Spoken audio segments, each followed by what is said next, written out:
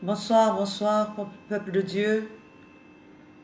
Je vous salue chez vous et je suis encore ravie de vous retrouver ce soir pour que nous puissions partager le pain de vie, le pain quotidien, le pain qui relève.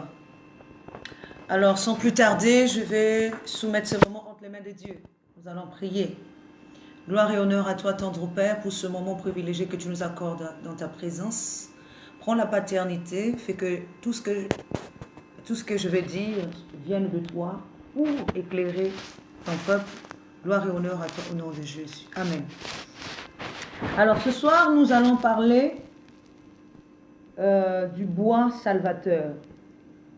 Donc le thème de notre enseignement de ce soir est le bois salvateur. Alors, pour plus d'explicité, c'est quoi salvateur? Salvateur, ça veut dire qui sauve. Le bois qui sauve. Donc le bois salvateur. Alors nous allons lire notre premier passage dans le livre de Genèse, le chapitre 22, du premier verset jusqu'au 14e verset. Nous le lisons au nom de notre Seigneur Jésus-Christ. Il est écrit ainsi. Après ces choses, Dieu mit Abraham à l'épreuve et lui dit, Abraham, et il répondit, me voici. Dieu dit, prends ton fils, ton eunuque, celui que tu aimes, Isaac, va-t'en au pays de Morodja, et là, offre-le en holocauste, sur l'une des montagnes que je te dirai. Abraham se leva de bon matin, sella son âne, et prit avec lui 2 serviteurs et son fils Isaac. Il fondit du bois pour l'holocauste et partit pour aller au lieu que Dieu lui avait dit. Le 3e jour, Abraham, levant les yeux, vit le lieu de loin. Et Abraham dit à ses serviteurs, restez ici avec l'âne, et moi et le jeune homme, nous irons jusque-là pour adorer, et nous reviendrons auprès de vous. Abraham prit le bois pour l'holocauste, le chargea sur son fils Isaac, et porta dans sa main le feu et le couteau. Et ils marchèrent tous deux ensemble. Alors Isaac, parlant à Abraham son père, dit, mon père. Et il répondit, me voici mon fils. Isaac reprit, voici le feu et le bois, mais où est l'agneau pour l'holocauste? Abraham répondit, mon fils, Dieu se pourvoira lui-même de l'agneau pour l'holocauste. Et ils marchèrent tous deux ensemble. Lorsqu'ils furent arrivés au lieu que Dieu lui avait dit, Abraham éleva un autel et rangea le bois. Il lia son fils Isaac et le mit sur l'autel par-dessus le bois. Puis Abraham étendit la main et prit le couteau pour égorger son fils. Alors l'ange de l'Éternel appela des cieux et dit, Abraham, Abraham, et il répondit, me voici. L'ange dit, n'avance pas la main sur l'enfant et ne lui fais rien, car je sais maintenant que tu crains Dieu et que tu ne m'as pas refusé ton fils, ton unique. Abraham leva les yeux et vit derrière lui un bélier, retenu dans un buisson par les cornes, et Abraham alla prendre le bélier et l'offrit en holocauste à la place de son fils. Abraham donna ce lieu le nom de Jéhovah-Jireh. C'est pourquoi l'on dit aujourd'hui, à la montagne de l'Éternel, il sera pourvu. Alléluia. Alors pour aller très très vite, parce qu'on a beaucoup de choses à dire, nous allons commencer par nous poser certaines questions. Et la première des questions que nous allons nous poser, parce que nous avons parlé du bois salvateur, du bois qui sauve. Alors nous allons nous poser la première question, c'est quoi le bois? Parce que nous sommes spirituels, nous parlons un langage spirituel. Nous n'allons pas parler d'un bois physique, mais nous sommes en train de parler de quelque chose de spirituel. Ici, le bois, il s'agit du corps spirituel. Parce que ce corps spirituel, ou encore d'un corps, il peut être dans le sens terrestre comme dans le sens spirituel. C'est-à-dire le corps, il peut être, le bois est un corps, mais il peut être spirituel et il peut être aussi terrestre. Nous allons le comprendre au fur et à mesure que je vais avancer dans mon enseignement. Alors, nous allons comprendre pourquoi je dis que c'est un corps. Alors, dans Ézéchiel 37, 16, il nous est dit, « Et toi, fils de l'homme, prends une pièce de bois et écris dessus pour Juda et pour les enfants d'Israël qui lui sont associés. Prends une autre pièce de bois et écris dessus pour Joseph, bois d'Éphraïm et de toute la maison d'Israël qui lui est associée. » Nous voyons ici, Dieu va séparer l'esprit en deux, selon le corps et selon l'esprit, ou encore selon la ressemblance et selon l'image de Dieu. Donc, nous voyons ici, il appelle Judas, il donne à Judas une pièce de bois et il donne à une autre pièce de bois à la maison, enfin à Joseph, la maison d'Éphraïm et Israël, alors que Israël ici est utilisé par Judas et aussi utilisé par Joseph et Éphraïm. Donc nous voyons, c'est comme si Israël ici est le corps qui est utilisé par la ressemblance, qui est également utilisé par l'image, qui est utilisé par le corps, qui est également utilisé par l'esprit. Comme lorsque je vous ai donné aussi l'exemple de Jean-Baptiste qui utilisait d'abord le même corps, il a fallu qu'on le décapite pour pouvoir mettre le corps, la tête de Jésus. Donc c'est le même corps qui est utilisé par l'un et par l'autre. Alors, ce qui m'intéresse ici surtout, c'est quand on parle sur la deuxième pièce de bois, on dit écrit ceci, écrit dessus pour Joseph, bois d'Éphraïm. Donc nous voyons ici qu'on est en train de parler de Joseph comme un bois. Nous savons déjà que Joseph est le rejeton d'un arbre planté près d'un courant d'eau. Ici, on nous dit aussi que c'est un bois. Donc non seulement que Joseph est un arbre planté près d'un courant d'eau, mais cet arbre-là aussi est un bois. Donc nous voyons ici que Dieu nous dit que Joseph est un bois. Ça, c'est la première des choses. Nous allons aussi avancer. Luc 23, 31 nous dit, « Car si l'on a fait ces choses au bois vert, qu'arrivera-t-il au bois sec ?»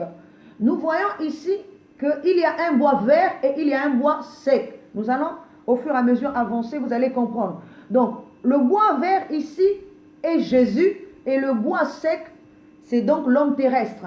Donc, l'esprit. Selon la dimension, nous allons aussi le voir au fur et à mesure que je vais avancer. Là, je suis juste en train de briefer un peu pour vous donner l'aperçu de la chose. Alors, ceci est selon ma première explication, selon, on va dire un peu selon le corps. Mais si nous rentrons, parce qu'il faut expliquer les choses selon les deux phases, selon l'esprit et selon le corps. Alors, si nous rentrons, je ne parle pas toujours du physique, là, je suis en train toujours de parler le corps spirituel et l'esprit. Alors, si nous parlons maintenant selon l'esprit, qu'est-ce que cela veut dire? Alors, l'explication du bois selon l'esprit ici, et non selon le corps, selon l'esprit ici, c'est le souffle, c'est l'esprit, c'est l'air, l'élément l'air en nous. Alors, nous allons aussi le voir, pourquoi je le dis. Proverbe 26, 21 nous dit, je n'ai pas tout lu, mais j'ai juste pris la partie qui m'intéressait. Vous pourrez lire à la maison parce que j'essaie de gagner du temps. Le charbon produit un brasier et le bois le feu. Or, nous voyons ici, il y a deux formes de corps. Le charbon, qui n'est autre que le fils du bois, produit du brasier, c'est-à-dire il n'y a pas de flamme. Alors que le bois, lui, il produit la flamme, donc le feu. Nous voyons même dans le sens physique des choses, si nous mettons du bois et nous allumons le feu, il y a la flamme. Et si nous voulons avoir du charbon, le charbon naît du bois brûlé.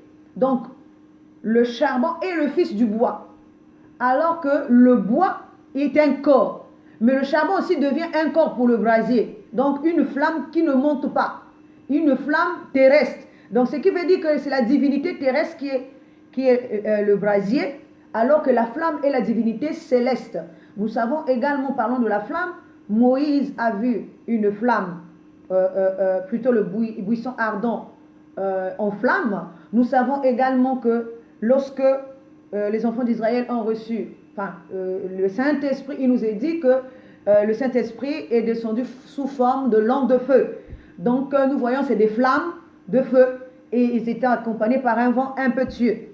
Alors, donc nous voyons que parce que le feu ne s'allume pas tout seul.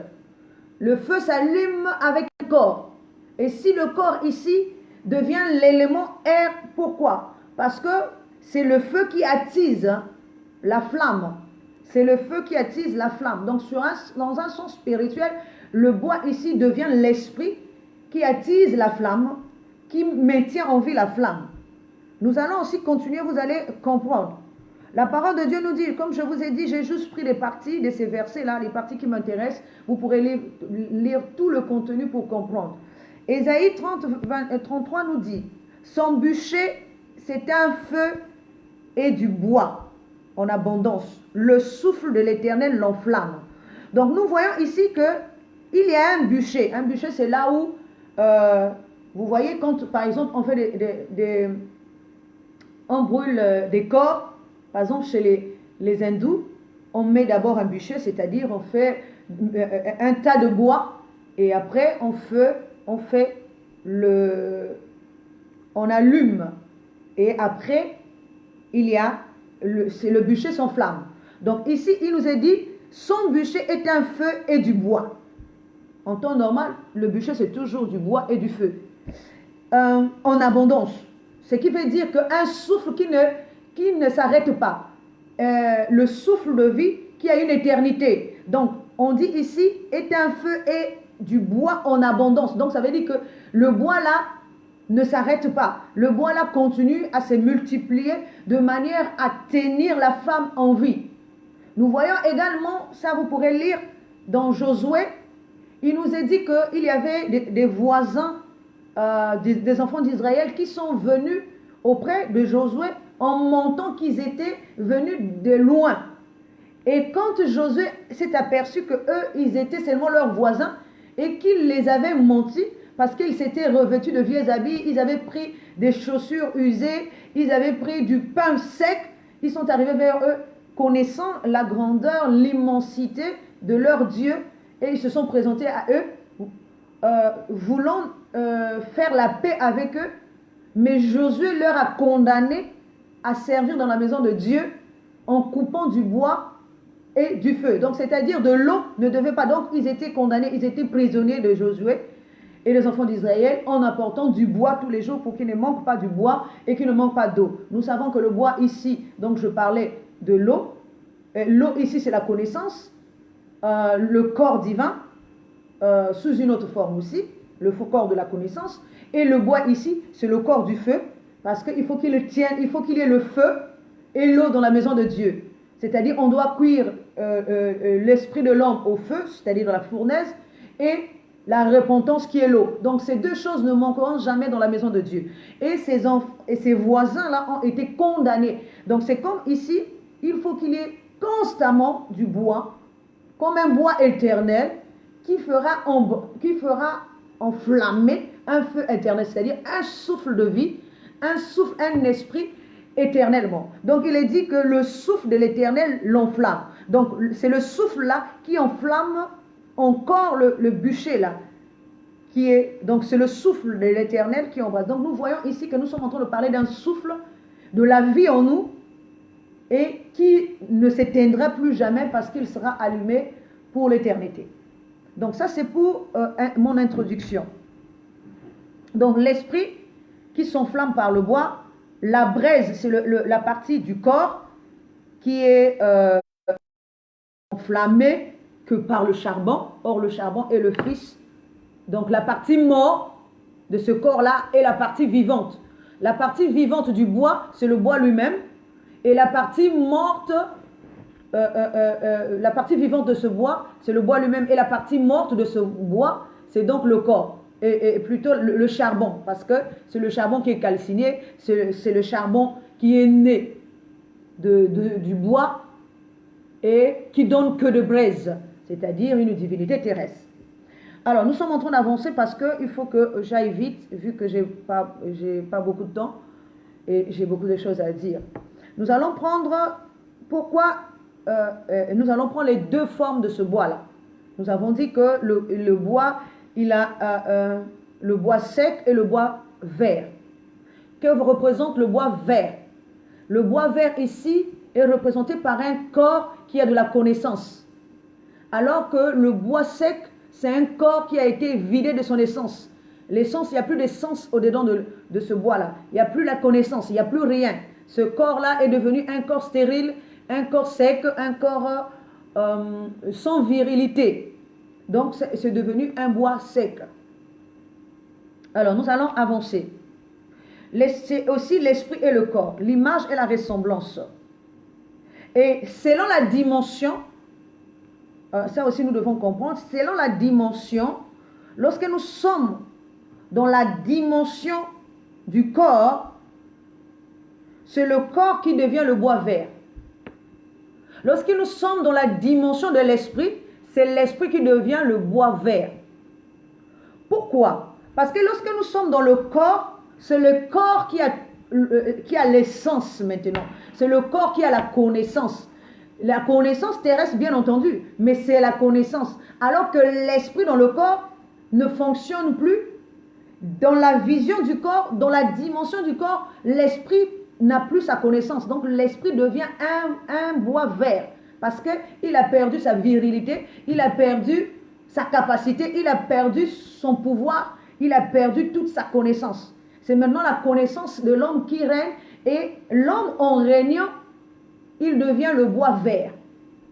Alors que l'esprit, si nous sommes dans la dimension de l'esprit, c'est l'esprit qui devient le bois vert, parce que c'est l'esprit qui conduit maintenant le corps. Pourtant, l'esprit n'est qu'un souffle, mais lorsque l'esprit a toute la connaissance, l'esprit devient fort, plus puissant, et le corps devient sec, parce que le corps n'a plus sa connaissance. Lorsque le corps n'a plus sa connaissance, c'est l'esprit qui devient maintenant l'esprit qui porte maintenant la connaissance et qui est capable de porter le bois, qui est capable de porter, parce que dans la dimension de l'esprit, la chair est faible. Dans la dimension de l'esprit, le corps est faible. Et c'est pour ça que l'esprit doit porter le corps. Parce que le corps est faible dans la dimension de l'esprit. Pourquoi? Parce que le corps n'a pas la même connaissance que l'esprit. Parce que la chair a des désirs qui sont contraires à ceux de l'esprit. Je le dis souvent. Donc du coup, si le corps erre dans sa compréhension et il n'arrive jamais à monter au stade de l'esprit, c'est qu'il est vide, il n'a rien, même s'il a de la connaissance. Mais parce que sa connaissance n'est que la connaissance terrestre qui le fait ramper, qui le fait tourner en rond. Donc nous voyons ici que le corps là devient, selon les dimensions, un bois vert, selon les dimensions, un bois sec. Donc, nous sommes en train de progresser pour que nous puissions comprendre. Donc, je disais que dans la dimension de l'esprit, l'esprit est le bois vert, et dans la dimension du corps, le corps est le bois vert, et l'un et l'autre deviennent le bois sec. Alors, nous sommes toujours en train d'avancer et nous sommes en train de nous poser toutes ces questions et nous répondons à ces questions avant que nous ne puissions rentrer dans le vif vraiment de notre message de ce soir. Alors, notre autre question est: pourquoi ce bois est-il salvateur ou sauveur? C'est là notre question. Parce que nous sommes en train de parler du bois qui sauve, le bois salvateur. Pourquoi ce bois est-il donc salvateur? Pourquoi est-il sauveur? Alors nous allons voir au fur et à mesure, je vais avancer. Pourquoi? Parce que ce bois-là étant un corps, et donc la parole doit se faire chair. Ici, la parole n'a pas de corps. Il faut que la parole trouve un corps pour pouvoir s'imprimer. À ce moment-là, le bois devient le sauveur de la parole. Parce que la parole au départ n'est qu'une parole en l'air. La parole n'a pas encore une forme. Il faut lui donner une forme. Or, seul un corps peut donner une forme à la parole qui n'a pas de forme au départ. La connaissance sans forme n'est rien, c'est une connaissance dispersée. C'est une connaissance incomprise. Donc, il lui faut un corps. Alors, c'est pour ça qu'il y a une négociation. Nous allons le voir aussi au fur et à mesure. Il y a une négociation entre la parole et le corps. Nous allons le voir dans l'image de Jésus avec la Samaritaine. Je vais le répéter plusieurs fois dans ce message pour que vous puissiez comprendre. L'explication, l'image de Jésus et la Samaritaine.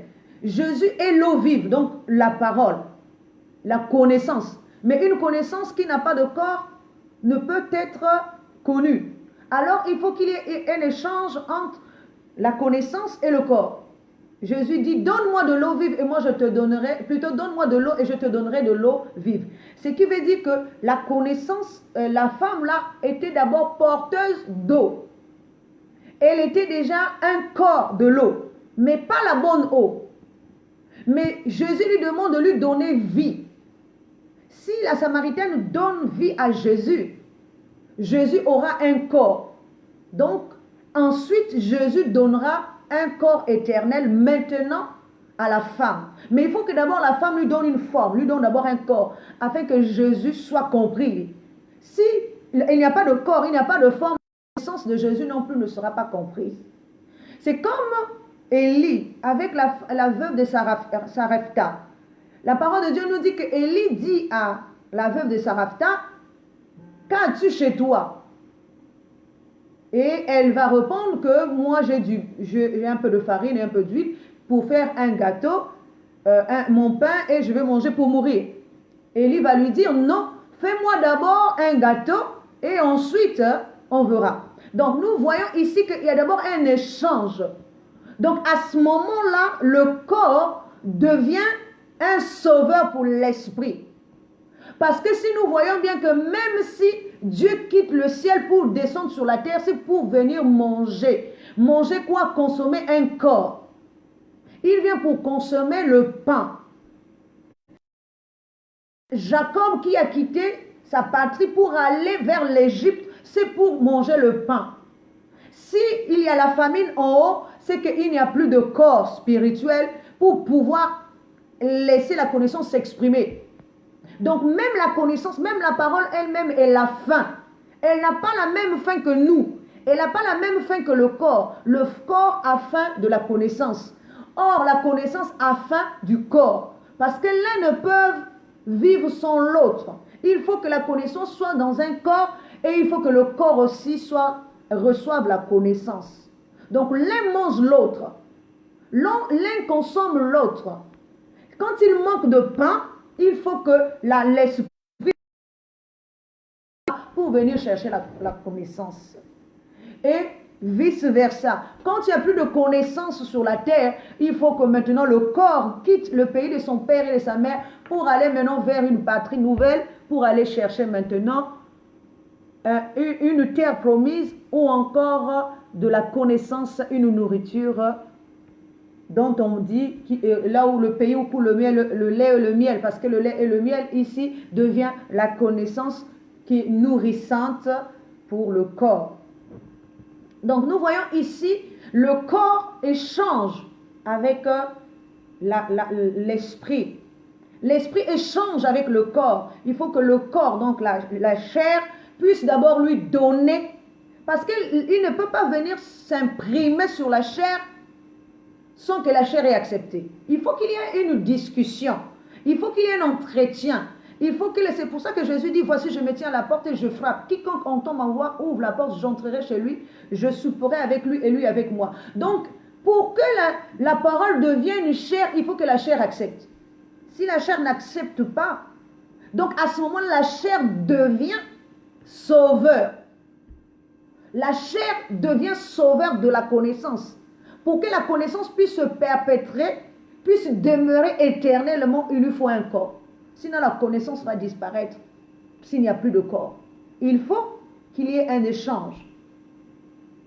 Donc nous voyons ici que c'est le corps qui donne d'abord sa ressemblance, qui donne d'abord à l'esprit la ressemblance, et ensuite le corps donnera, plutôt l'esprit donnera au corps son image, parce que l'un détient l'autre.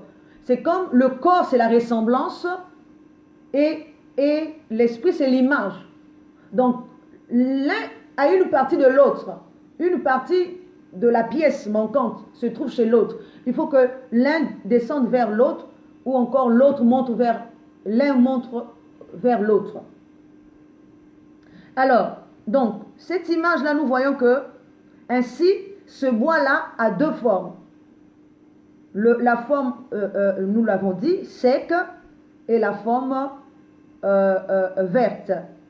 Donc, quand l'un se trouve chez l'autre, puisque l'esprit qui descend vers le corps, l'esprit qui descend vers le corps vient consommer du pain. À ce moment-là, c'est le corps qui devient fort. C'est le corps qui a le pain, comme Joseph, qui était devenu fort dans la maison de Pharaon parce qu'il y avait du pain. Toute l'armée du ciel est descendue vers lui.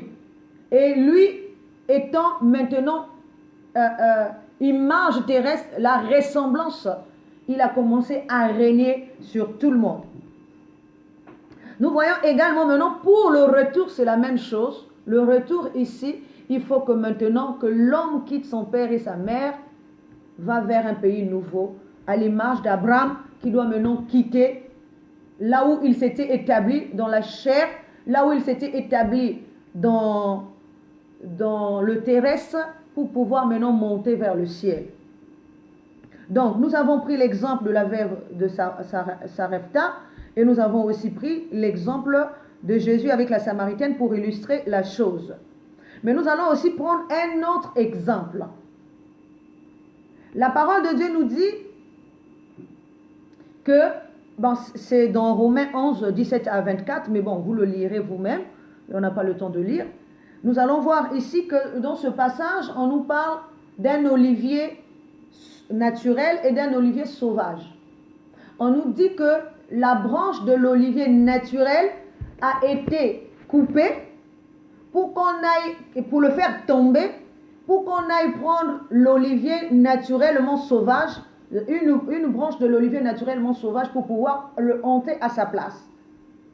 Donc nous voyons ici le bois vert dans ce cas-là, dans le sens spirituel maintenant, dans le sens de l'esprit. C'est maintenant l'esprit qui devient fort, parce que l'esprit va quitter sa patrie pour descendre vers le bas et venir chercher celle qui était faible, celle qui était naturellement sauvage, donc la chair. Donc il a fallu qu'on puisse le couper d'abord de la branche naturellement de l'olivier naturel, pour pouvoir prendre la branche de l'olivier naturellement sauvage et le mettre là. Donc il a fallu que l'un tombe pour pouvoir prendre l'autre, parce que l'autre a la capacité de se relever par lui-même.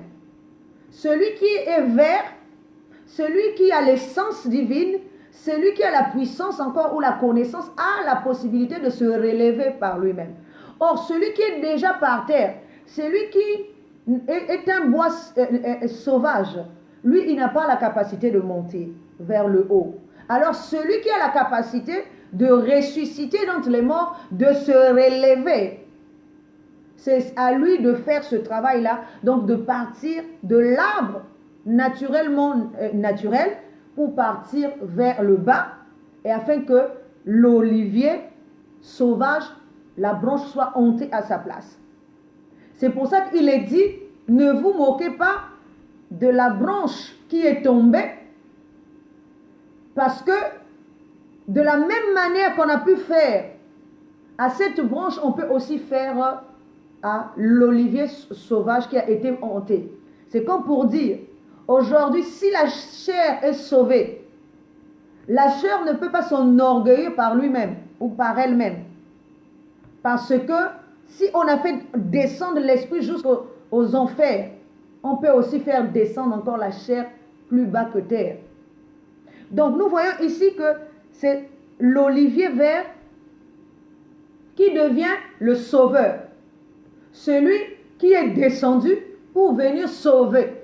Dans la dimension de l'esprit, ici c'est la branche verte, plutôt le bois vert, qui a encore toute son essence, qui descend pour venir sauver le bois vert, qui est plutôt le bois sec, qui n'a plus son essence, qui est naturellement sauvage. Donc c'est pour relever ce côté-là aussi, pour rehausser aussi le niveau de ce côté-là, afin que ce côté-là aussi devienne esprit. Parce que ce côté-là était une terre étrangère, était une voie étrangère, était une dimension inconnue. Alors il faut que cette dimension-là aussi soit connue. C'est pour ça qu'on doit le relever pour pouvoir lui donner aussi vie dans le spirituel. Alors nous allons aussi parler d'un autre exemple. Donc le premier exemple, Romains 11, 17 à 24, c'est la partie forte qui vient porter la partie faible. Maintenant, nous allons prendre dans le contraire de cela. Parce que nous avons dit qu'il faut voir les choses selon le corps et selon l'esprit. Dans la partie contraire, nous allons voir cette fois-ci, dans la première partie, nous avons vu que c'est le bois vert qui sauve le bois sec.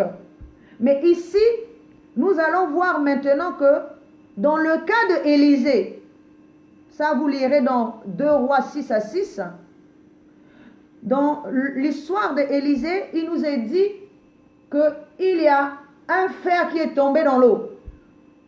Maintenant, les enfants d'Israël sont venus le rapporter à Élisée pour lui dire qu'ils ont perdu le bois et plutôt le fer et ils ne savent pas comment le remonter. Élisée a pris un morceau de bois, Élisée a jeté dans l'eau à l'endroit où était tombé le fer et il a fait remonter le fer. Dans un sens physique, c'est impossible. C'est une équation qui est impossible. Un bois ne peut jamais soulever un fer parce que le fer est plus lourd que le bois.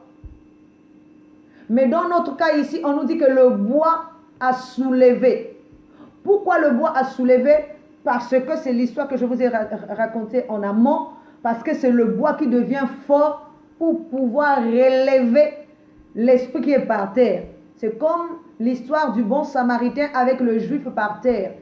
Le bon samaritain, lui au départ, c'est un étranger aux choses divines. Il n'a rien à voir avec le juif. Il est même éloigné de la connaissance de Dieu. Mais lorsqu'il voit le juif par terre, c'est son bon sens qui va faire en sorte qu'il puisse aider le juif qui était par terre. Alors que les autres juifs n'arrivaient pas à relever le juif qui était par terre. Ce qui veut dire que jusqu'à présent, l'esprit n'arrive pas à relever l'esprit qui est par terre. L'esprit n'arrive pas à relever la divinité qui est par terre. La divinité qui a chuté. L'esprit passe. Alors que l'esprit a été nourri des choses de la divinité. Mais lui-même, il est incapable de relever la divinité qui est en lui. Mais la chair, quand elle comprendra, elle pourra donner vie à Dieu. Parce qu'une fois que la chair va comprendre les choses de Dieu, elle peut refléter. Parce que la chair, je vais vous le dire encore, la chair ici c'est l'épouse. Or seule l'épouse peut redonner à l'époux sa virilité. Parce que l'époux qui est par terre a perdu sa virilité, a perdu toute sa force, a perdu toute sa connaissance. Mais si l'épouse reçoit la connaissance, seule l'épouse qui reçoit la connaissance peut redonner vie à la divinité, c'est-à-dire faire refléter cette connaissance, faire refléter l'image de Dieu. Si elle redonne la virilité, c'est-à-dire active cette connaissance. Si elle active cette connaissance peut apparaître. cette connaissance peut être reflétée dans la chair, peut s'inscrire dans la chair. Ce qui veut dire que la partie faible va relever la partie forte.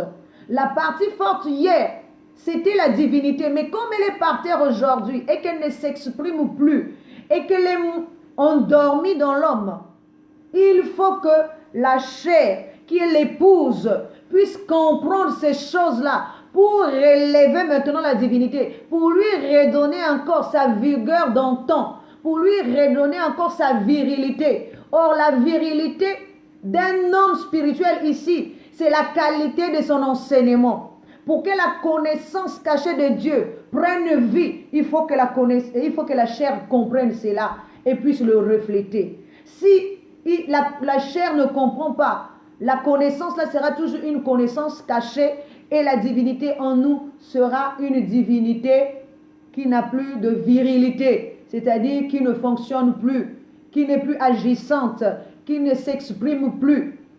Elle est par terre. Donc il faut que l'épouse voie d'abord son époux par terre, puisse avoir compassion de cet époux et puisse l'aider à activer sa virilité, afin que cette virilité l'aide à concevoir. Si l'épouse a sa virilité, l'épouse peut concevoir et l'épouse peut aussi enfanter un enfant spirituel, un corps d'éternité.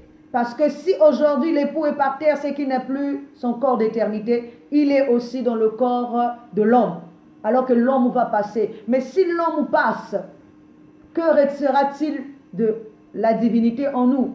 Mais si l'épouse aussi, qui est le corps, passe, que restera-t-il d'elle? Donc l'une comme l'autre doivent se sauver mutuellement. L'épouse doit sauver l'époux pour pouvoir recevoir de l'époux sa sémence afin d'enfanter un fils qui les abritera tous les deux, un fils de l'éternité qui aura et l'image et la ressemblance des deux afin qu'il y ait une continuité éternelle. Donc nous voyons ici dans le cas où maintenant c'est la chair qui sauve, parce que si la chair ne comprend rien, les choses de Dieu ne peuvent jamais s'imprimer en lui. C'est en elle, sur elle plutôt. Nous voyons jusqu'aujourd'hui, la chair est la lettre écrite de la main de Moïse.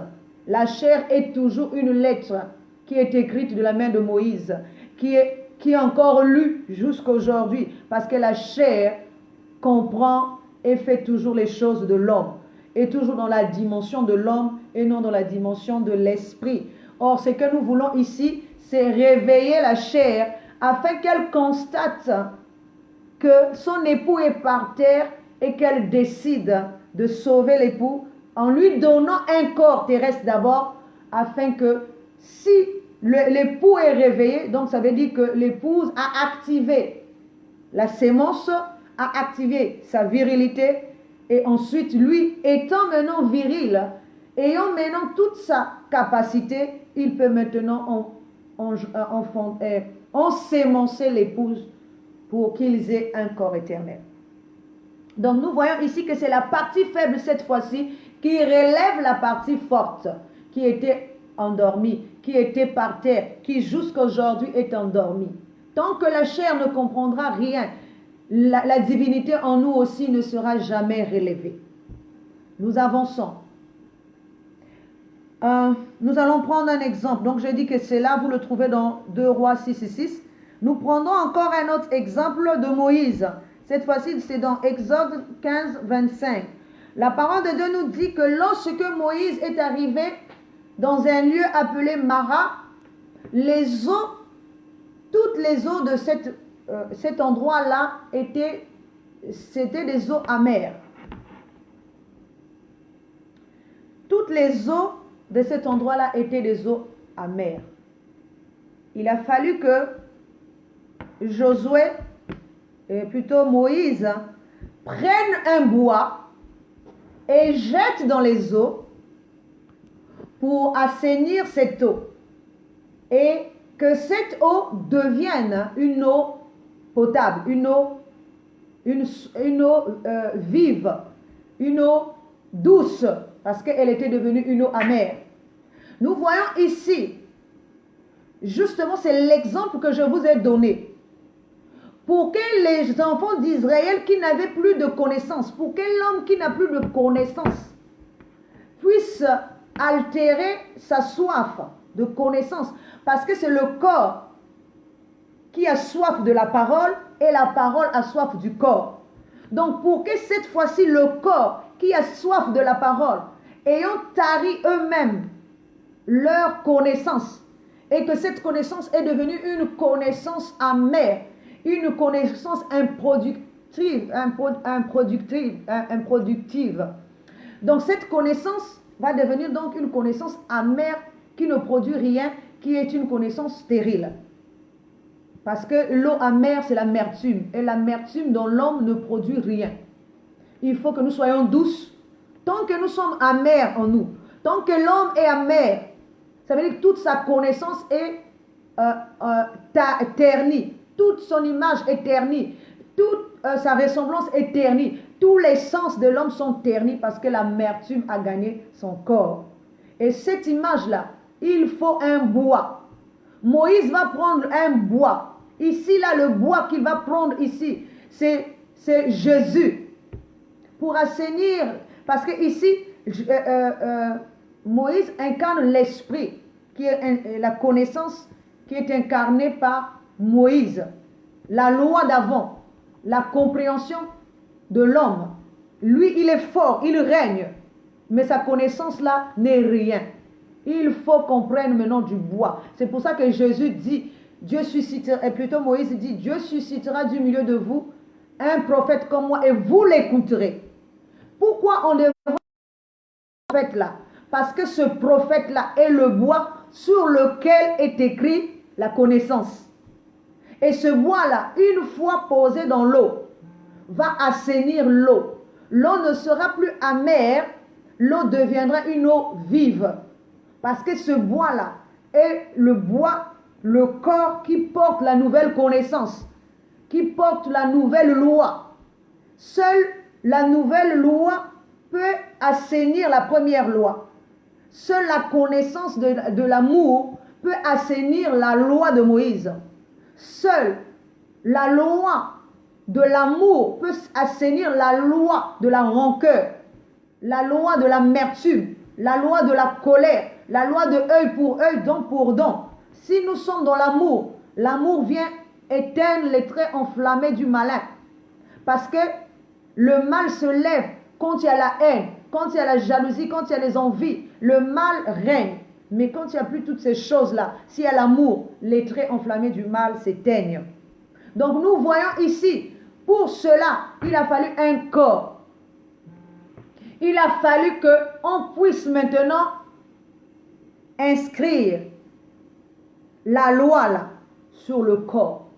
Donc le corps là est le bois qui va sauver l'eau, qui va sauver la connaissance, qui va sauver le premier homme qui est tombé, qui va sauver la première divinité, qui va sauver le premier Adam qui est par terre.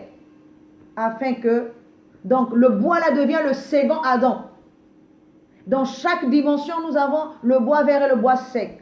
Selon la dimension, l'un prend le dessus sur l'autre. L'un devient le bois vert et l'autre le bois sec. Donc nous voyons ici que Moïse pour sauver. Donc le bois a été une fois de plus sauveur. Parce que tant que le bois n'était pas là, l'eau était imbuvable. Mais quand on a pris le bois et on a posé, on a mis dans l'eau, le bois a aspiré toute l'amertume. Comme Jésus qui aspire tout le péché. Jésus aspire le péché du monde pour que le corps là, le corps de la connaissance soit maintenant un corps sain, un corps sain, un corps, une conscience saine, une conscience vivante. Parce que tant que lui n'aspire pas l'amertume, c'est pour ça qu'il est dit qu'il s'est chargé de nos péchés. Il s'est chargé de nos péchés. Parce qu'il s'est chargé de l'amertume que l'homme avait autrefois. Il s'est chargé du péché que l'homme avait autrefois. Donc il a fallu que le bois puisse aspirer. Le bois est devenu le sauveur de l'eau et de l'homme, de l'esprit. Afin que l'esprit continuer à boire ou encore à s'altérer, à étancher sa soif, il a fallu que le bois vienne sauver cette connaissance. Nous sommes en train d'avancer. Nous n'oublions pas aussi une chose, celui qui sauve l'un se sauve lui-même. Parce que l'un ne peut pas vivre sans l'autre. Le corps ne peut pas vivre sans l'esprit. Si l'un sauve l'autre, c'est qu'il se sauve lui-même. Parce qu'il est dit, deux ne peuvent pas marcher ensemble sans se convenir. Il est dit, deux valent mieux qu'un. Soit, si l'un tombe, l'autre le relève. Donc, deux valent mieux qu'un. S'il y en a un, l'autre qui est faible, l'autre va le relever à chaque niveau. Parce que l'un, le plus faible sera relevé par le plus fort. Le plus faible sera relevé par le plus fort. Alors, nous sommes toujours en train d'avancer. Nous allons aussi le comprendre dans 2 Corinthiens 11. Et nous allons prendre, normalement 28 à 29. Ça, c'est Paul qui dit. Paul dit que Paul se soucie de l'Église. Paul se soucie de l'Église parce qu'il a peur que si l'Église soit faible, que lui également soit faible. Si l'Église vient à tomber, que lui aussi il brûle. Ah là là, nous comprenons ici que l'Église c'est le corps. Paul en tant qu'esprit se soucie de l'Église. Il s'est dit, si le corps s'affaiblit, si le corps qui est l'épouse s'affaiblit, Paul aussi ne pourra pas se relever, il sera brûlé. Mais si le corps est fort, c'est comme Jésus. Jésus se soucie de l'épouse. C'est pour ça que Jésus rend fort l'épouse. Parce que si l'épouse n'est pas forte, si l'épouse ne sait pas se relever, Jésus aussi n'existera plus. Parce que c'est l'épouse qui est l'habitat. C'est l'épouse qui est le corps. C'est l'épouse. Nous savons que le corps de l'homme est le temple de Dieu. Nous savons que c'est la demeure de Dieu. Donc si l'épouse est faible, l'épouse ne peut pas, l'époux ne pourra pas subsister longtemps. Il faut rendre l'épouse forte afin que l'époux aussi subsiste en elle. C'est pour ça que Paul dit, faible que je sois faible, qui vient à tomber que je ne brûle. Donc, si le corps est faible, l'esprit aussi finira toujours par tomber. Alléluia. Alors, nous voyons ici que pour rendre le corps fort, il faut qu'on bâtisse ce corps-là. Il faut qu'on dresse un temple, un autel. Le corps-là devient un autel qu'on doit dresser. Mais l'autel-là devient un bâtiment qu'on doit... L'épouse-là devient un bâtiment qu'on doit construire. Pour qu'il ne soit pas construit sur du sable, mais sur du roc. Afin qu'il devienne un corps éternel. Parce que s'il est un corps faible, il va aussi faiblir la divinité qui est en elle. Si elle est un corps fort, fortifié, stable, la divinité qui est en elle aussi va subsister. Alors, celui qui construit ici, c'est le charpentier. Alléluia. Nous allons le voir, vous allez comprendre. Le charpentier. Le charpentier construit une maison. Il construit la maison comment? Nous allons le voir un peu plus tard, mais je vais juste donner quelques explications. Avant de construire une maison, le charpentier doit ramasser du bois. C'est avec le bois là que le charpentier fera sa charpente. Nous savons également que la parole nous dit que Jésus est un charpentier. Mais Jésus construit quoi? Parce que le charpentier ici, c'est celui qui est en train de construire un toit. Le toit ici, c'est la tête. Former la tête de l'église.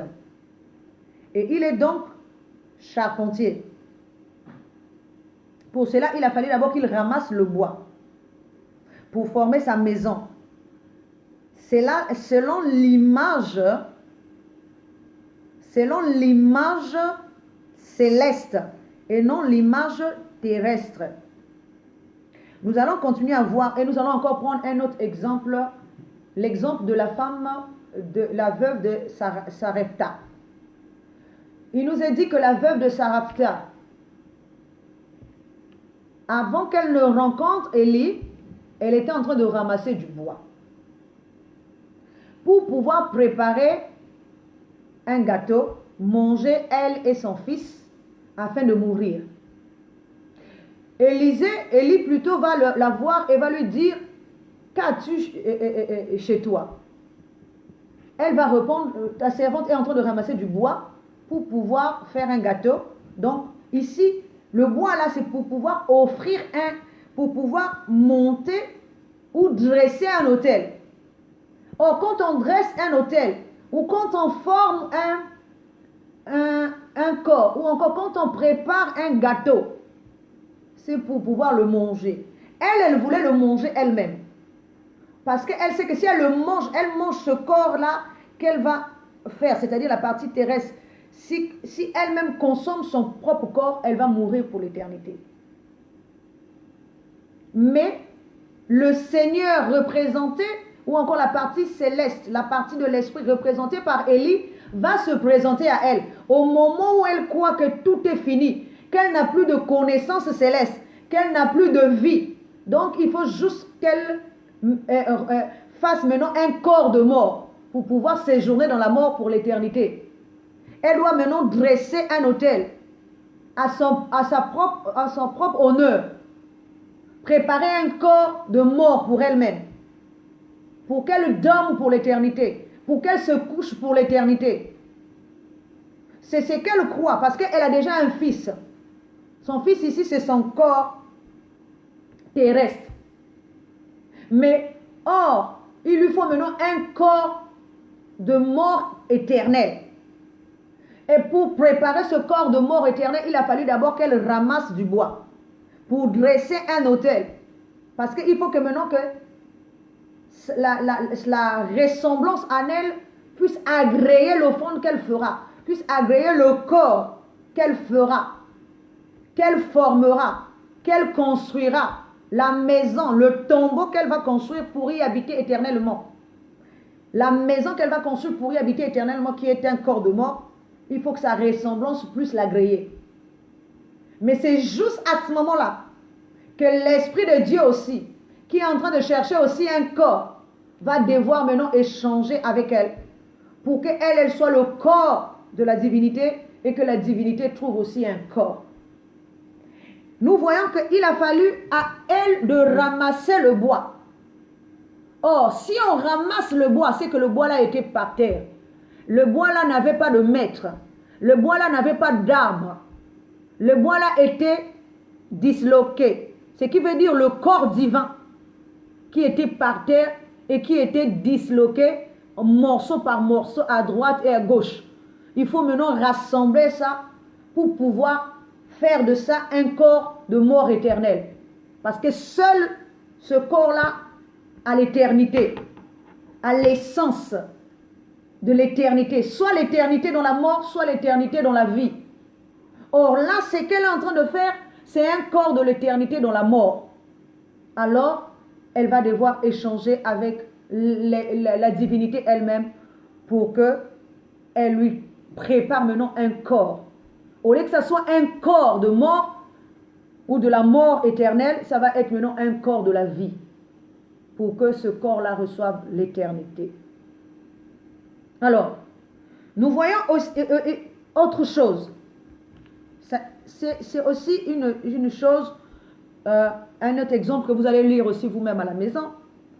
Dans Nombre 15, 30 à 36, il nous est dit que d'après la loi de Moïse, le jour du sabbat, aucun homme ne devait ramasser du bois dans la forêt. S'il ramasse du bois, il doit être lapidé, tué. Alors, il y a eu un homme qui est parti dans les bois et qui a ramassé du bois. Les enfants d'Israël l'ont surpris en flagrant délit et l'ont emmené devant Moïse. Et ils ont commencé à dire à Moïse, que doit-on faire avec cet homme-là qui a foulé aux pieds la loi. Sachant pas quoi faire d'abord avec cet homme-là, parce que la loi ne disait rien à ce sujet, de qu'est-ce qu'on devait faire de cet homme-là. On disait qu'il fallait le lapider. En entendant de prendre une décision, ils ont mis cet homme-là en prison. Et nous allons simuler l'histoire de cet homme avec celle de Jésus. Nous allons voir également que Jésus, c'est celui qui foule aux pieds la loi de Moïse. Jésus est celui, non, c'était plutôt celui qui ramasse du bois le jour de sabbat. Donc, nous voyons ici que celui qui est en train de ramasser du bois ici le jour de sabbat, c'est Jésus. Et Jésus, le jour du sabbat, regardez ce que Jésus fait. Le jour du sabbat, il guérit les malades. Les jours du sabbat, il sauve les malades. Les jours du sabbat plutôt, il sauve les malades. Il ressuscite les morts. Le jour du sabbat. Et chaque mort qu'il est en train de ressusciter, c'est un morceau de bois qui constitue l'homme qu'il est en train de prendre. Et selon la loi de Moïse, cela est interdit que le jour du sabbat, qu'on puisse ramasser les morceaux de bois. Comme la femme, la veuve de Sarepta, elle aussi, elle avait ramassé. C'est la conscience là, la conscience terrestre qui commence à ramasser l'homme, la divinité qui est par terre. Or, ramasser ici, ça veut dire relever chaque côté de cet homme-là. Du premier Adam qui est par terre. Si Adam n'écoute plus, si Adam s'est égaré, si Adam a chuté, c'est parce que son oreille n'entendait plus. Il faut restituer l'oreille. Si Adam ne voit plus, c'est parce que ses yeux ne voient plus. Il faut restituer la vue. Il faut redresser la conscience d'Adam qui est courbée. Il faut restituer les corps d'Adam dans ces 3 dimensions qui sont morts, incarnés par la petite fille de 12 ans, incarnés par Lazare, incarnés également par le fils unique de la veuve là. Donc nous voyons que Adam dans ces 3 dimensions doit être ressuscité. C'est les morceaux de bois que Jésus est en train de prendre le jour du sabbat, le jour où il est interdit de faire les miracles, de sauver quelqu'un. Mais Jésus est en train d'enfreindre cette loi. Il est celui qui ramasse le bois. Il est celui qui est en train de ramasser les morceaux de bois qui étaient par terre. Parce que tout le bois là, c'est un arbre. Et l'arbre là, c'est l'homme, le premier Adam, l'homme spirituel. Joseph, qui était un arbre planté près d'un courant d'eau et qui s'est retrouvé dans une terre sèche, dans une terre déserte qui est incarnée par l'Égypte. Alors, comme cet arbre-là s'est disloqué, cet arbre-là s'est dispersé, chacun de ces morceaux s'est retrouvé à gauche et à droite. Il faut reconstituer l'arbre en ramassant chaque morceau, en ramassant tous les morceaux de l'arbre pour faire un tas. Si on fait un tas, on peut allumer le feu. Donc, ça veut dire relever ou raviver la flamme de la divinité. Jésus ici, c'est le corps de l'épouse qui est en train de faire ce travail-là, comme la veuve de Sarepta, comme la chair qui doit activer la virilité de son époux. Car nous savons que le corps de Jésus n'est pas un corps masculin, mais un corps féminin, car toute l'humanité forme le corps de Jésus qui est l'épouse. Donc l'épouse est en train de ramasser les 14 morceaux de ce corps-là, qui sont partis par là. Donc les 14 générations de l'homme, qu'il faut ramasser à gauche et à droite par les différents miracles que Jésus va accomplir. Ce sont les morceaux de l'homme, les morceaux de la divinité, les morceaux de pain qu'on avait distribués avant, qu'on avait dispersés avant, qu'il doit rassembler pour pouvoir faire un grand bûcher, pour pouvoir faire pour faire une offrande, un grand feu, allumer le feu, activer le feu, pour que le feu puisse demeurer éternellement, pour qu'il y ait encore un souffle, pour qu'il y ait encore la vie dans la divinité. Alors, donc nous voyons qu'une fois que Jésus a rassemblé tout le bois, morceau par morceau pour constituer encore un arbre. Pour reconstituer encore un arbre. Pour que Jésus, pour que la connaissance puisse s'imprimer sur ça. La connaissance doit se faire chair.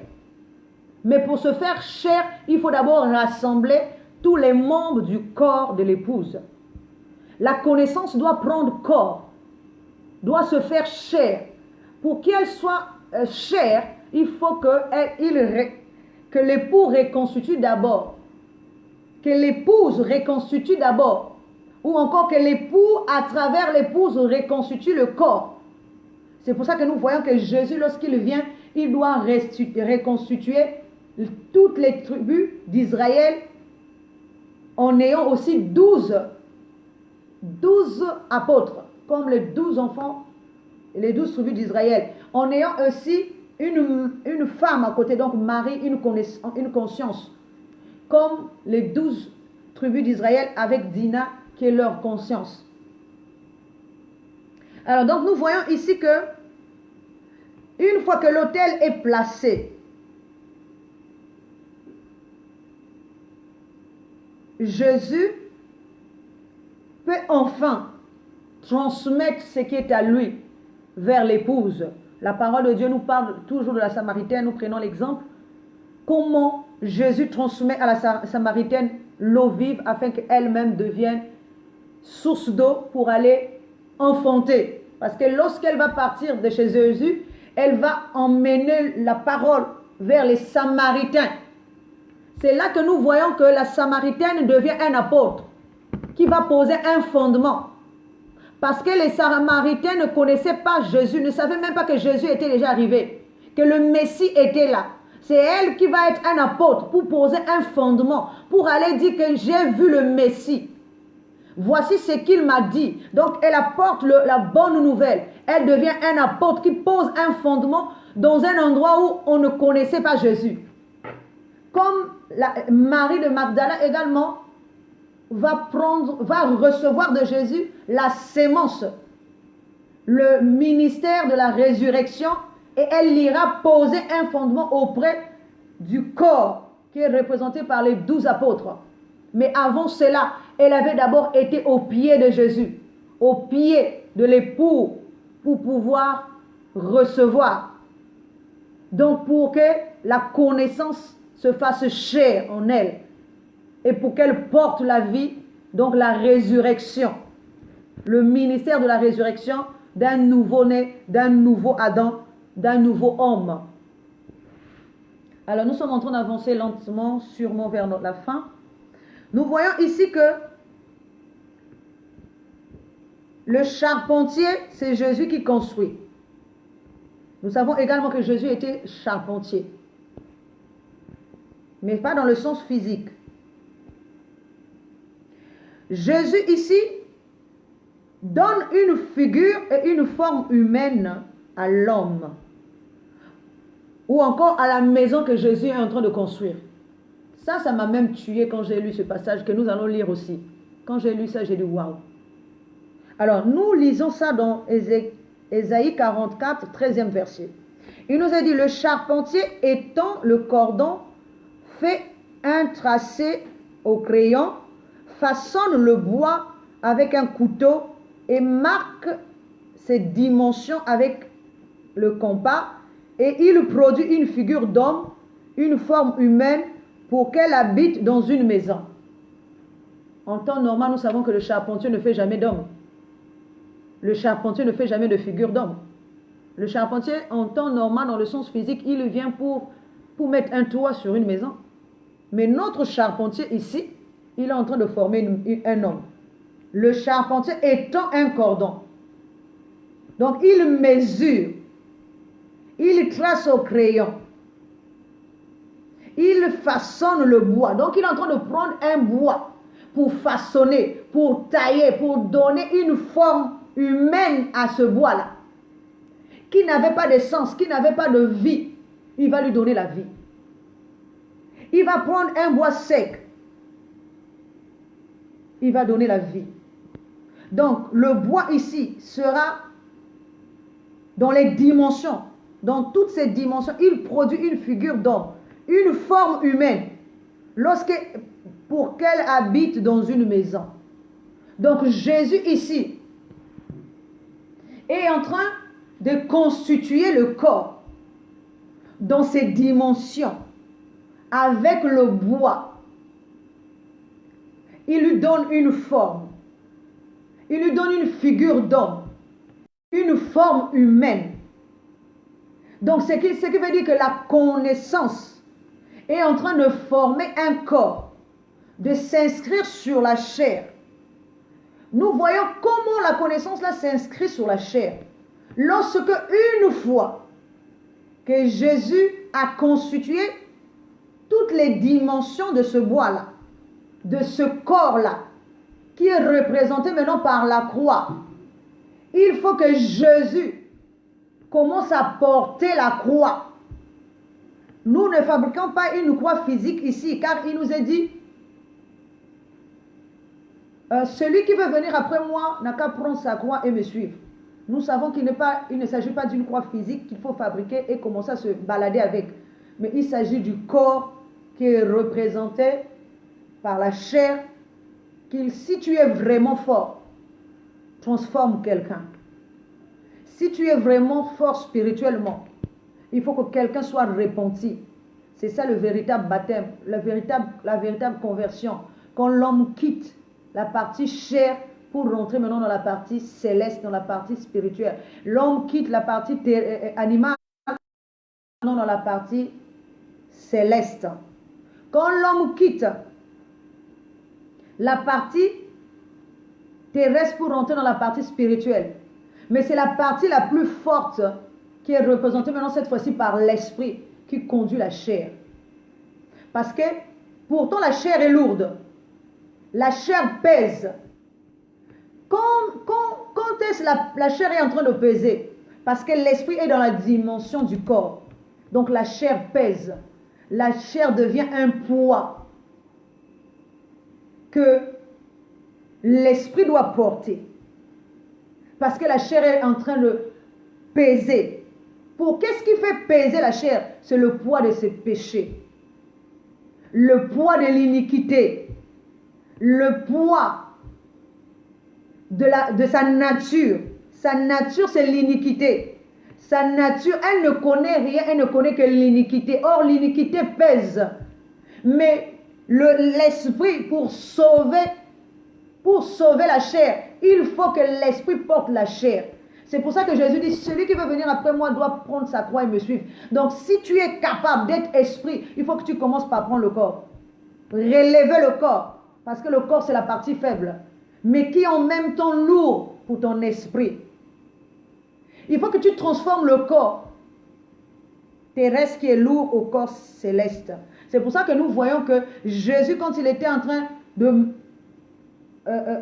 porter sa croix, qui pesait le poids du péché de l'homme, qui pèse sur Jésus, au cours de sa marche, à un moment donné, Simon de Cyrène va apparaître de nulle part pour venir l'aider. Or, Simon de Cyrène, c'est qui?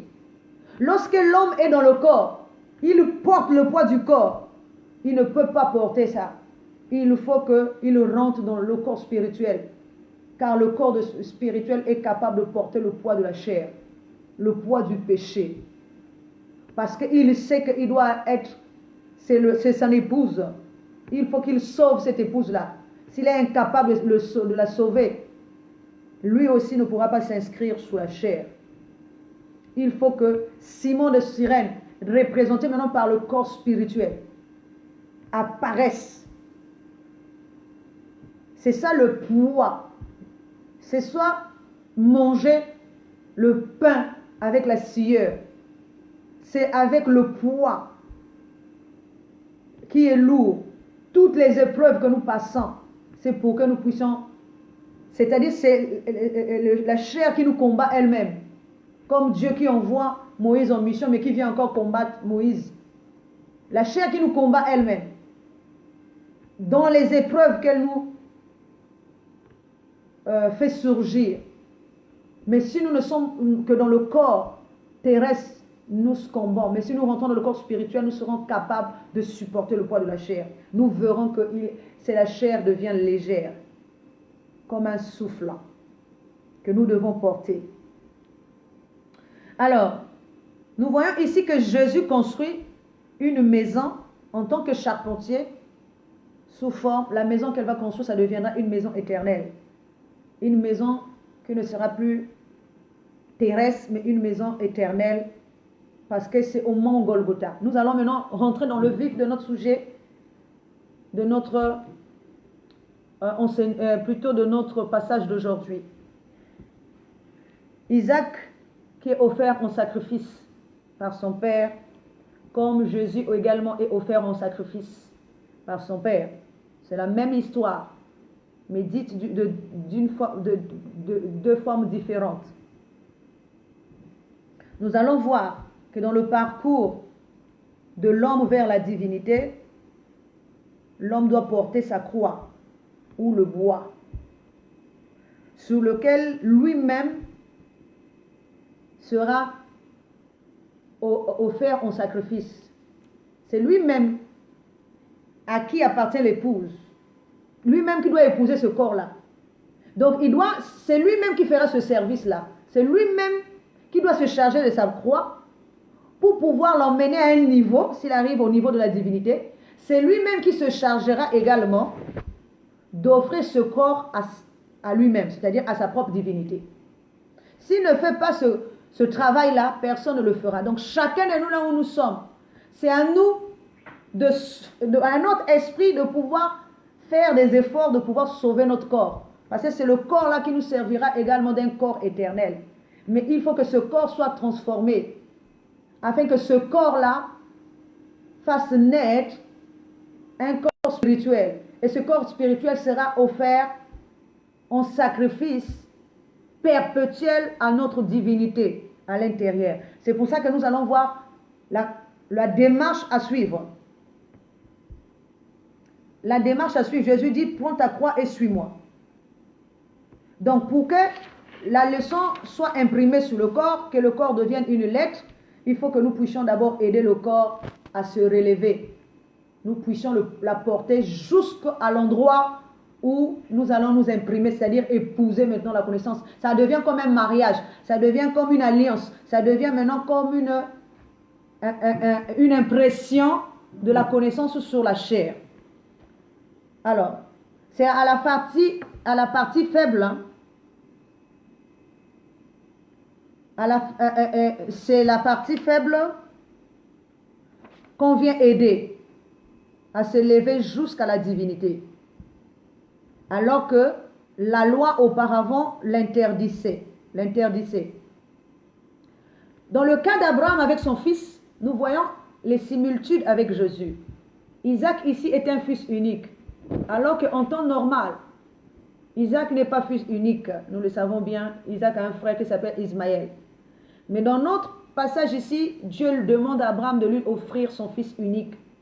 Or, le fils unique ici, ça veut dire celui qui est différent des autres, celui qui est différent de l'autre, celui qui est différent des autres.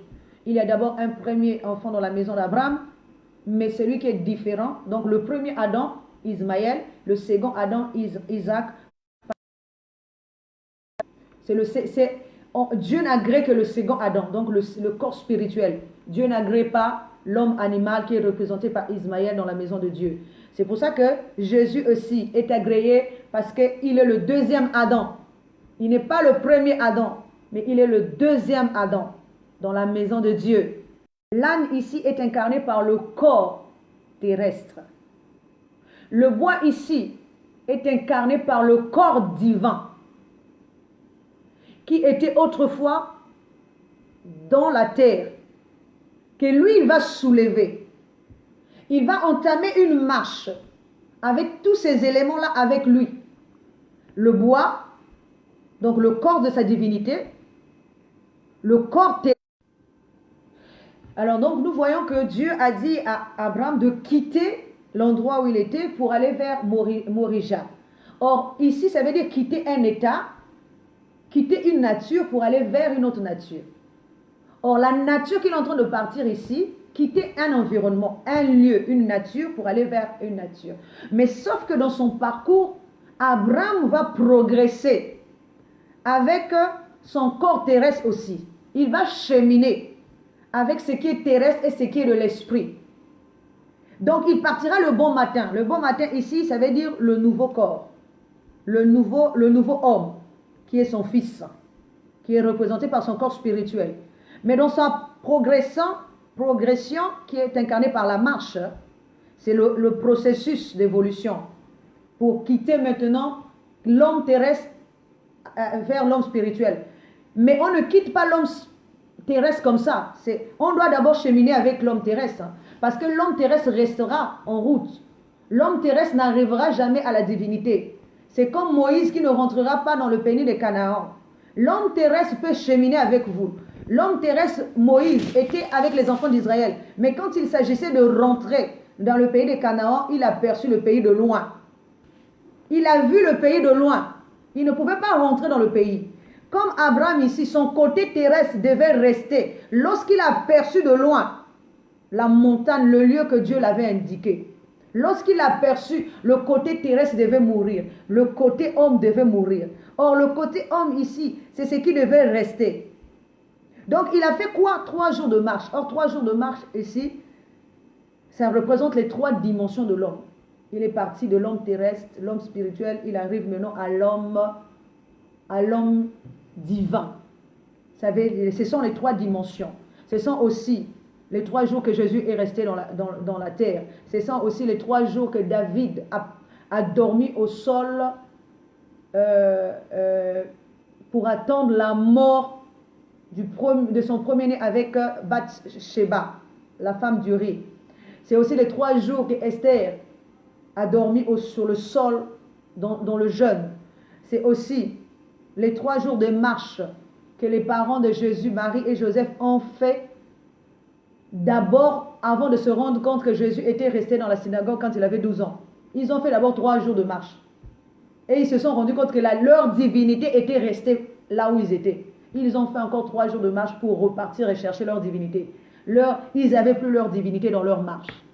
Donc ce sont aussi les 3 jours là. Les 3 jours là, c'est comme s'ils sont allés dans la mort, se rendant compte qu'ils ont oublié leur divinité. Ils sont encore repartis chercher leur enfant. C'est aussi les 3 jours de Jonas dans le poisson de la mer. Donc c'est les 3 dimensions de la marche, de la progression de l'homme vers sa divinité. Quand ils sont arrivés à cet endroit-là, ce lieu-là, appelé sur la montagne ici c'est la divinité, la divinité qui est appelée Jéhovah Jireh. Quand ils sont arrivés là, avant d'arriver à la montagne, il a fallu d'abord quand il a perçu la chose, il a fallu, comme Moïse, qu'il abandonne les chaussures, les souliers, qu'il abandonne ce qui est terrestre avant d'arriver à la divinité. Donc la séparation de ce qui est terrestre et ce qui est céleste. Dans cette séparation-là, nous allons voir que la séparation-là va produire, la séparation de l'homme terrestre à l'homme spirituel va produire autre chose. Nous voyons que ici, l'âne va rester, le corps terrestre va rester avec sa ressemblance et son image. Mais en rentrant maintenant dans l'homme spirituel, Abraham va charger son fils du bois. Le même bois qui est le corps divin qui était par terre, qu'ils ont pris. C'est la seule chose qu'ils ont pris depuis le lieu où ils étaient avant, pour aller vers le deuxième lieu où ils sont en train d'aller. C'est ce bois-là qui va se charger sur son fils. Comme Jésus qui va se charger de la croix. Isaac aussi, fils unique de son père, se chargera du bois. Le bois ici, c'est son corps, c'est l'épouse qui doit aller épouser. Donc faire un autel constitué du bois. Or, le bois là, c'est plusieurs morceaux de bois qui forment ce corps-là. Il faut reconstituer le corps afin que le feu, la flamme prenne de ce corps-là. Si on pose le corps spirituel dessus, c'est une offrande et cela prendra vie. Donc la séparation va faire en sorte, parce que la parole de Dieu nous dit que et la parole de Dieu ne nous dit pas que lorsque Abraham est parti de chez lui, il avait un couteau et du feu. Mais à partir du moment où il y a eu la séparation, son fils s'est chargé du bois, lui-même, il a pris le feu et le couteau. Mais le feu et le couteau là sont sortis d'où? Parce que de chez lui, on ne nous a pas dit qu'il avait pris un couteau et un feu. Ou encore, le couteau encore ça peut passer. Il pouvait l'avoir dans le sac ou dans la poche. Mais le feu, avait-il le feu depuis qu'il était parti? Et le feu là, où le feu a apparu au moment où il s'est approché, comme Moïse de la montagne, le feu a apparu, c'est-à-dire sa divinité. Et le couteau ici est incarné par la parole, par la connaissance, car nous savons que la parole est un couteau à double tranchant. Donc, ce couteau-là, c'est pour le feu, pour la flamme qui doit s'imprégner. Car il nous est dit que, dans la parole de Dieu, l'homme doit être salé de feu aussi. L'homme doit être aussi baptisé de feu. Donc nous voyons ici que la séparation là a produit une nouvelle naissance qui est représentée par le couteau, donc la parole, et le feu, donc le corps qui va attiser la parole là, qui va faire vivre la parole là. Donc l'enseignement, la connaissance et l'esprit de la connaissance. L'image et la ressemblance de la nouvelle loi, de la nouvelle, du nouveau homme, de l'épouse. Et c'est pour ça que Abraham chargera son fils du bois, comme Jésus a été chargé de porter le péché du monde, afin qu'il soit crucifié sur la croix. Abraham aussi chargera son fils, parce que, et lui va lui poser la question, où est l'agneau? Nous savons que Jésus aussi est l'agneau. Nous savons également que Isaac, à ce moment-là, incarne l'agneau qu'on doit mener à l'abattoir et qui ne dit rien parce qu'il doit être offert en sacrifice. Nous savons également qu'il nous est dit qu'en Isaac sera nommé pour toi une postérité. Or, ce n'est pas le premier homme qui va être la postérité de la femme, mais c'est le second homme qui est la postérité de la femme. Comme pour dire, ce n'est pas le premier homme qui est la postérité de la divinité, mais c'est le second homme qui sera la postérité de la divinité, de la conscience divine. Et comme à Satan, on a dit que la postérité de la femme t'écrasera la tête. Et nous savons que c'est la femme qui doit faire naître le corps spirituel qui est la postérité de la femme. Comme à Abraham, on a dit, c'est en Isaac que sera nommée une postérité pour toi. Donc, l'image, lui, il porte l'image. Et nous savons que Jésus porte aussi l'image. Parce que ceux qui sont dans l'image sont les enfants d'adoption, ne sont pas les enfants de la ressemblance. Parce que la ressemblance, c'est comme dans le sens physique. Je prends un exemple. Si je mets au monde un enfant qui me ressemble, me ressemble textuellement, l'enfant là va me ressembler physiquement ou encore dans le corps. Mais si son comportement ne ressemble pas à mon comportement, c'est que l'enfant là ne porte pas mon image, l'enfant là ne porte que ma ressemblance. Alors que ce que Dieu veut, c'est que l'enfant porte et l'image et la ressemblance, c'est-à-dire le bon comportement, qu'il dégage un bon parfum, de bonnes œuvres, de bonnes actions, qui est l'image de Dieu. Alors donc nous voyons que une autre question qui m'est venue dans l'idée, pourquoi Abraham a-t-il porté ce bois-là depuis chez lui jusqu'à l'endroit où nous étions? Ils sont arrivés. Pourquoi ne pouvait pas-il attendre qu'arriver là-bas pour chercher du bois? Parce qu'effectivement, le bois était par terre. C'était le corps qui avait chuté, qui était par terre, qu'il fallait ramasser et rapporter dans la divinité. Pourquoi ce bois-là a été trimballé d'un endroit à un autre? Pourquoi lui-même n'a-t-il pas pris ce bois-là et il l'a chargé sur son fils? Parce que son fils est le corps spirituel capable de pouvoir se charger de la croix. Le fils qu'il a fait naître. Comme Jésus qui a fait naître Simon et les sirènes pour l'aider à porter ce bois-là.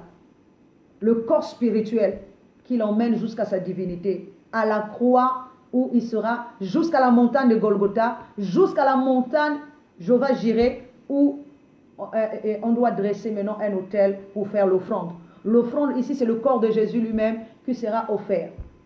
Nous continuons. Nous voyons que Jésus également a fait là, c'est la même image. Sous la croix, Jésus est avec deux brigands, qui sont l'image et la ressemblance terrestre qu'il doit laisser. Au pied de il y en a un qui va prendre et qui partira avec lui dans le ciel. Donc, c'est celui qui est représenté par le bois. Et nous savons également qu'en cours de route, il y a Simon de Cyrène qui est apparu pour l'aider. Donc, le corps spirituel dont j'ai dit. Et nous savons également que Jésus, pour aller dans la mort, il était monté sur un âne pour aller au mont Golgotha. Nous savons également que Jésus s'est chargé de la croix, qu'il a emmené lui-même pour se faire crucifier dessus, donc pour s'établir sur la chair, pour être en même temps une offrande de bonne odeur. Et nous savons également que dans le cas du corps et l'image qui doit rester, il y avait au pied de la croix de Jésus Marie, sa mère, et Jean, son disciple. Ce sont l'image et la ressemblance terrestre qui devaient rester parce que lui devait partir et il y avait aussi deux brigands sur la croix. Mais ce n'est pas tous les deux brigands qui sont partis avec lui. Il y en a un qui devait se retrouver au ciel.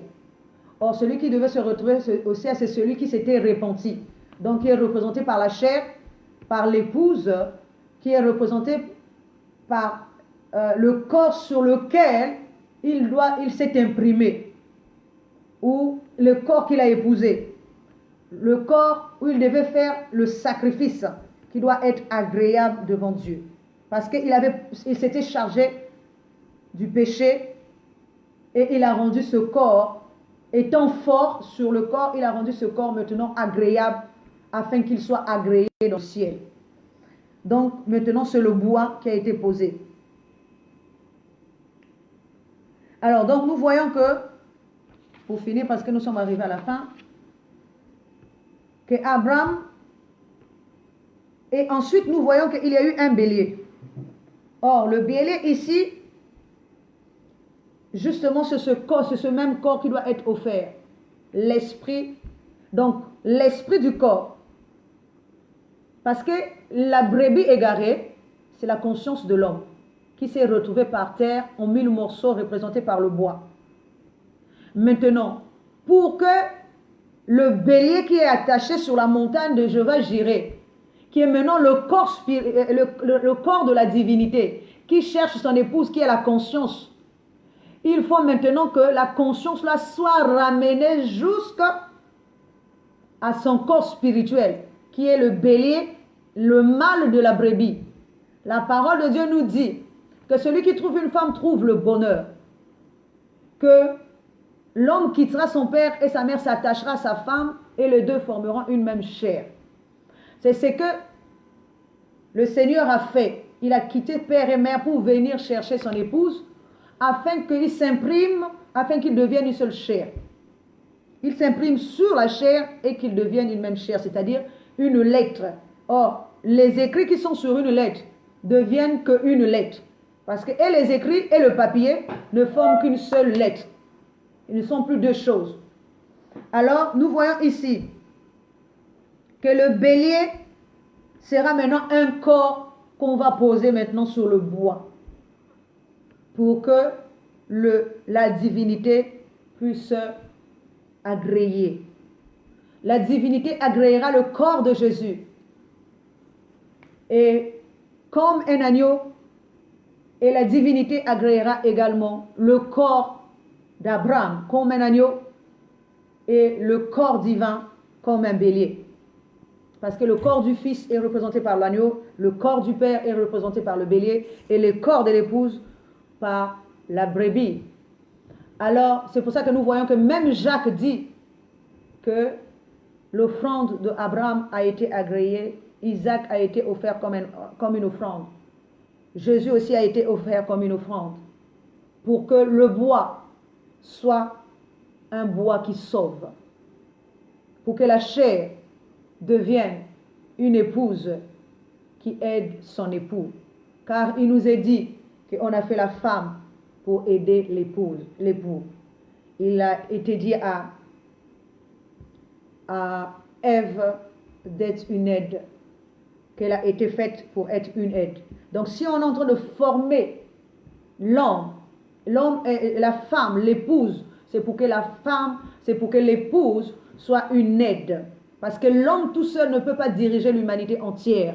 Il a besoin d'une aide. Or, son aide ici, c'est sa conscience. Si sa conscience est bonne, lui aussi, il peut être bon. Si sa conscience n'est pas bonne, lui aussi ne sera jamais bon. Parce qu'il ne saura pas diriger le monde de Dieu. Il faut qu'il ait une bonne conscience pour pouvoir, donc une bonne épouse, un bon esprit qui le dirige, une bonne lampe, une bonne connaissance, une bonne compréhension qui l'aide à être un bon chef sur son trône.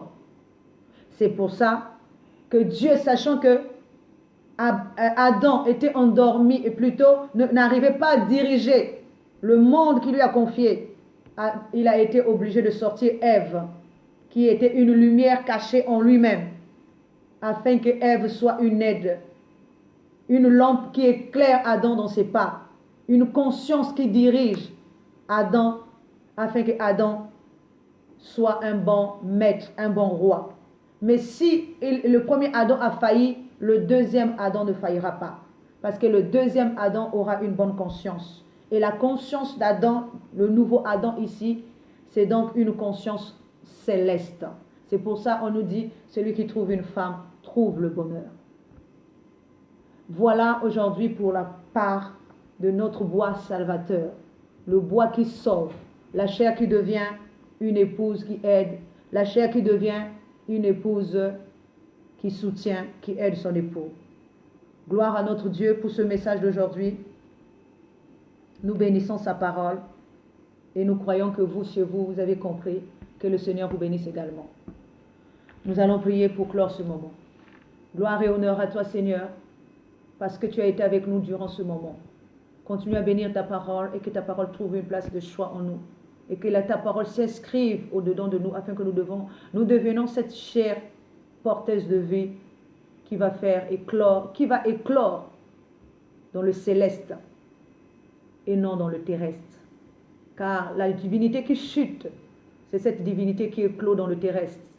Alors que la divinité qui monte jusqu'au Jéhovah Jireh, c'est la divinité qui va éclore dans le céleste et qui devient un corps divin, donc une offrande de bonne odeur.